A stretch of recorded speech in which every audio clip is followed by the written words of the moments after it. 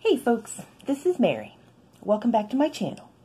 So this is another episode of Swatching Sunday, and we are up to episode 5. And if you watched episode 4, you will know that we finished rack 1. So that was very exciting.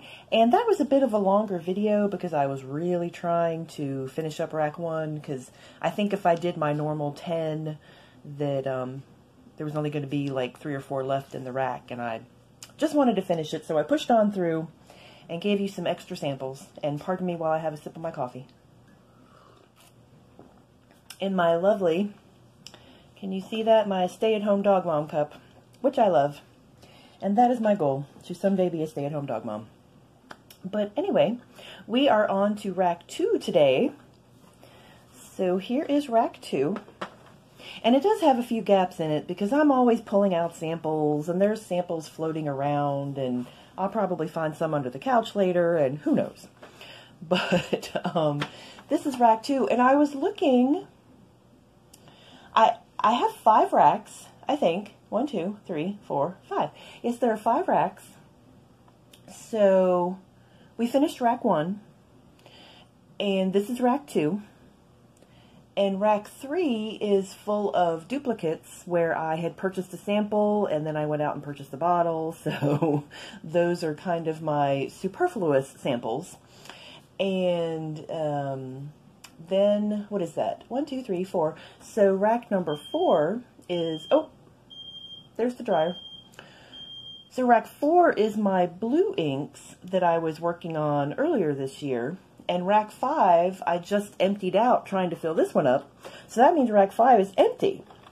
But never fear, I have many newly purchased samples from this year that I will fill up rack 5 with. And I actually kind of think that the samples that I have purchased over the past year will overflow rack 5. So I just have those in a box. I haven't tried to put them in a rack yet because I didn't know I had an empty rack. So I will work on getting those put in a rack. So that means once we finish this rack, that we will be starting on my newer samples. So, oh my goodness, I'm going to finish swatching my old samples with this rack. I can't believe it. And I think there's a few blue ones in the blue rack that I didn't get around to when I was doing the 91 inks, 91 days. Yes, I have more than 91 blue inks in my collection. Between the bottles and the samples, I have more than 91 blues. So I need to go through that rack and figure out which ones haven't been swatched yet. And maybe I'll just add those onto this rack. I don't think I have more than would fill this rack up, so we'll see. But we're going to work on this one for right now. And I figured last time was an extra long video, so this is going to be the Swatching Sunday Vacation Edition because Miss Mary is getting ready to go out of town and she's got to hit the road. So we're going to have a bit of a shorter one today and probably a bit of a shorter one next week because I will be coming back, I think. So we'll see how that goes, but we're still going to have Swatching Sunday. It just won't be the marathon that it was last time. So let me stop talking and start swatching. So again, I'm just going to start at one end of the rack and go down the rows. And ooh, you guys can see this sample one right here. We have some Birmingham samples in this rack, so that's very exciting. So I'm just going to go across the rows, and we will keep going across the rows until we finish. So I figure this one will take us, you know, the first rack, we did 4 episodes, so somewhere around 4 weeks or so, it'll take us to get through this one. So we'll see how that goes. So, all right, our first ink for today is Robert Oster's Thunderstorm. Ooh. I'm just fascinated by the Robert Oster inks, and I hope I'm not giving anything away, but I, not too long ago, purchased Robert Oster Summer Storm, which is a beautiful purplish gray. And also, if you've been watching some of my other videos, you might know that I'm doing 30 inks, 30 days for September, and I'm doing all purple inks. Now, I can't remember if I put the Summer Storm sample in the drawing for this month, because I'm doing a random drawing. But either way, if it doesn't get chosen for the 30 Purple Inks 30 days, then it'll end up getting swatched on a Swatching Sundays episode. Let's see. Always have trouble writing and talking. Thunderstorm. Okay, so I think this one is a dark gray, but I just stuck the glass nib in the water and it turned the water kind of blue-gray. So we'll have to see. I feel like Robert Oster inks are usually pretty complex. So if it is gray, it's not going to be just gray. There's going to be some other things going on in there. At least I hope so. Ooh, well, that's interesting. Now the ink is kind of breaking. I wonder if that's from me touching it or if that's just a property of the ink. And I have been noticing with my 30 inks 30 days that some of the Robert Oster inks are kind of dry. So I don't think they're all dry, because this one seems pretty wet. I got a good drip out of him. So we'll see how he does. And let me set him aside somewhere. Where am I going to put him?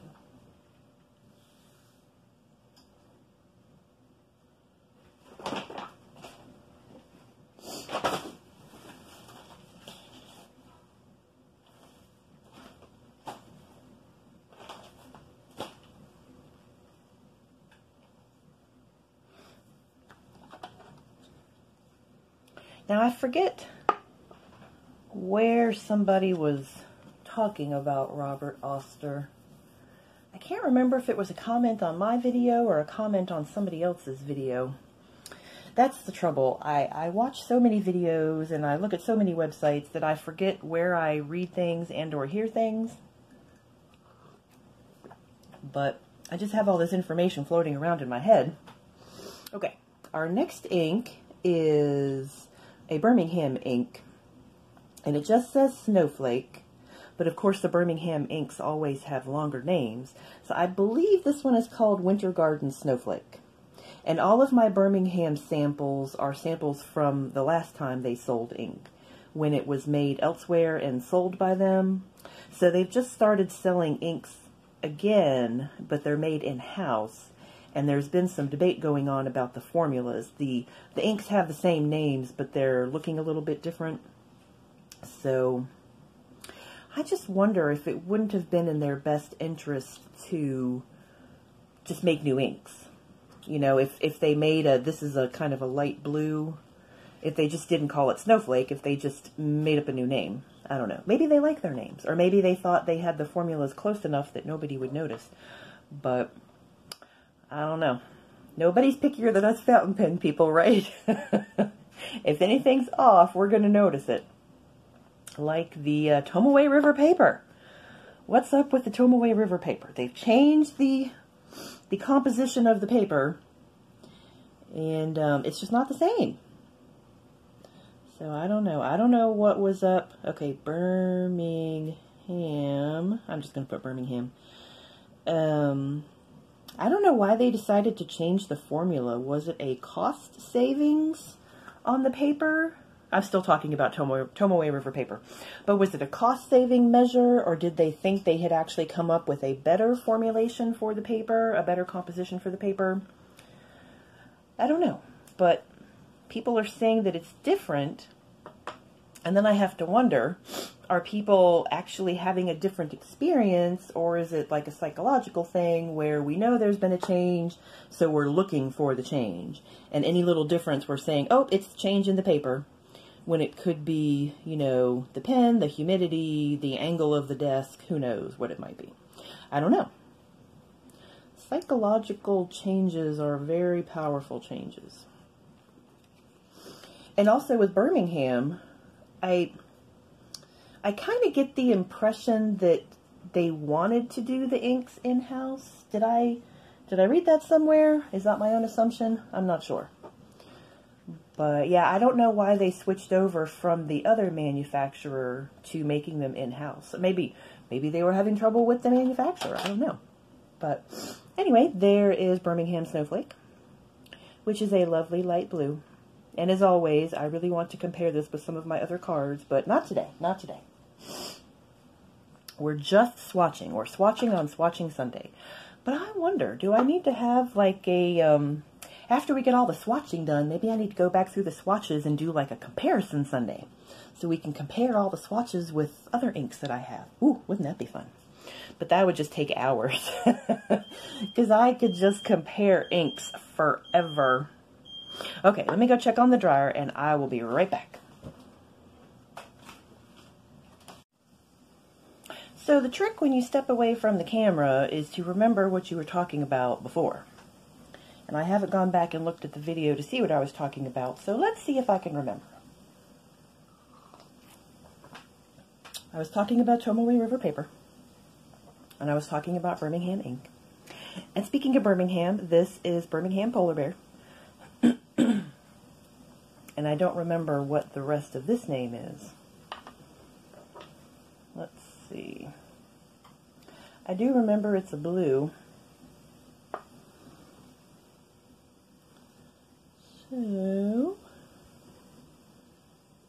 Birmingham Polar Bear.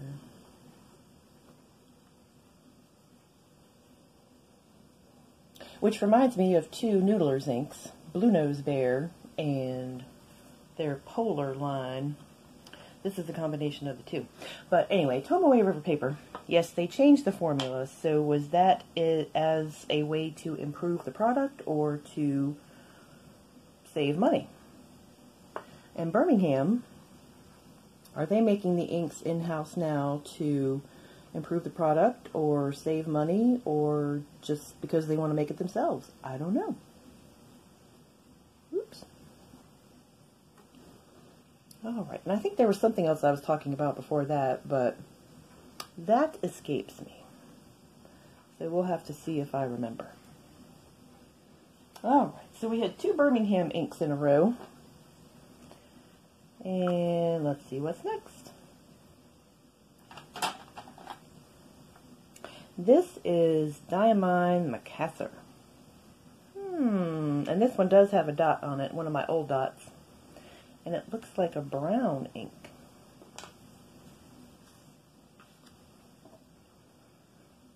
Okay.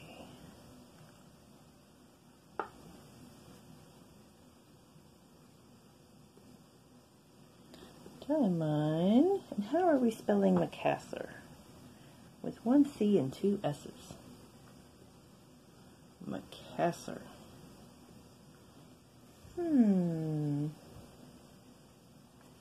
I do enjoy Diamine inks. I have a bunch of them. But there's also a bunch that I don't have. And then they keep coming out with new inks. Of course, their big product over the past year was the ink vent calendar, which they released as a group last year in 2019, and now they're releasing as individual bottles in 2020. That's very nice, a very nice brown. So the question is, are they going to do it again? Well, we are into September, so I'm guessing that they're not doing one for this year, but honestly, I'm not surprised.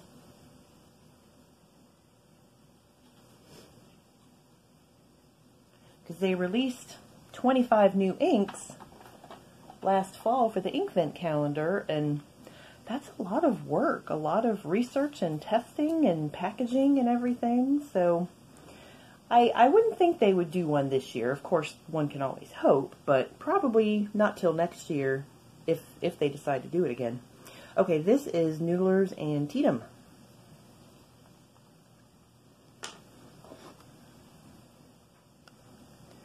Let me see.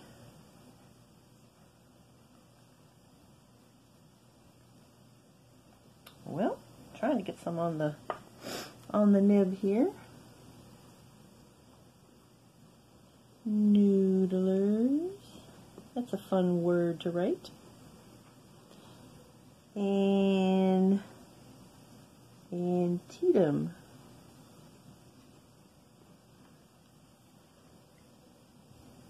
And I have some other, do I have some other Noodler's reds? No, I guess I'm thinking about Diamine. I've got Diamine Oxblood. I don't think I have any Noodler's red inks. I was just trying to think which ink this one looked like. And I'm thinking it looks kind of like Oxblood, which again makes me want to get the card out and compare them, but we're not doing comparisons today, we're just doing swatches. Ooh, that's a very kind of burnt orange color. That's very interesting. Gosh, who did I have last time that looked like this? Was it Noodler's Cayenne? I think it might have been kind of a dark orange. It's very pretty.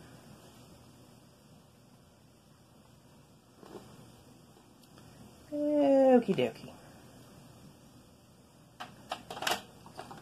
And, oh no!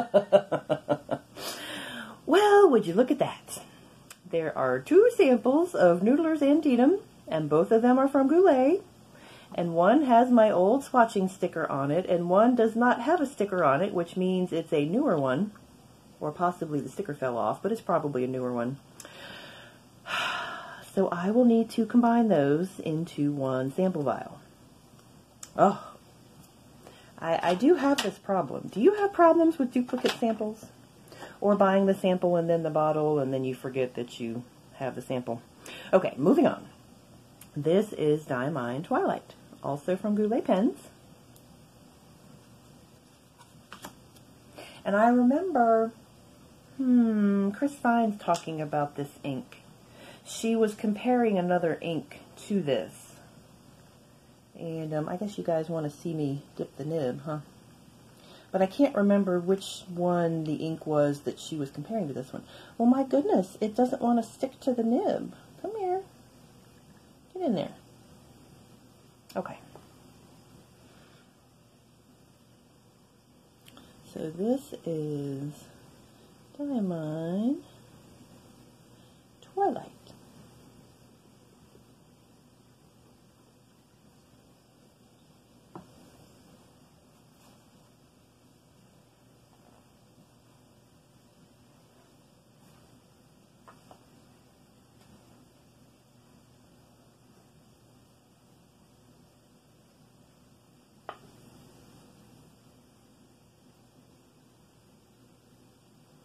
Ooh, that is a lovely dark blue-gray color. Would you call that a teal, or would you call that a blue-gray? I don't know. It's very nice. Alright, so I'm going to give these a moment to dry, and I will be back. Alright, so let's take a look at our inks.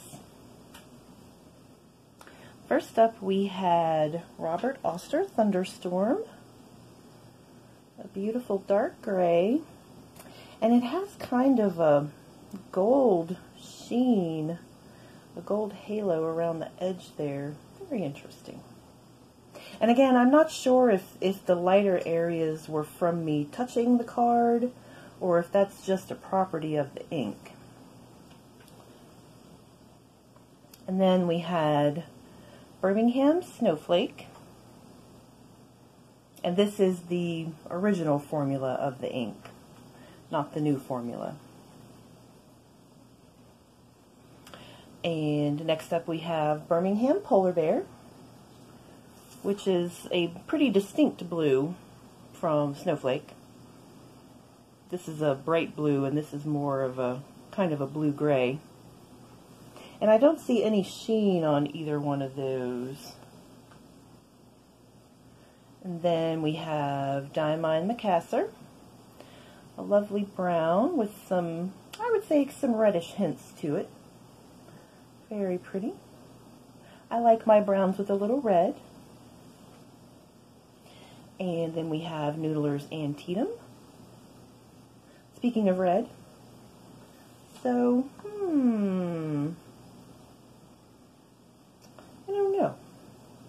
This is a brown with hints of red, and this is a red with hints of brown, maybe? Gosh, did I forget to do a drip on the Macassar? I certainly don't see any drippy looking portion. I thought I did, but I don't see any extra ink in this area. I might have to redo that one. We'll see. And then finally we have Diamine Twilight.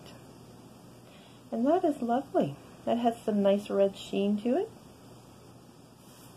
And speaking of blue-grays, there's Polar Bear again.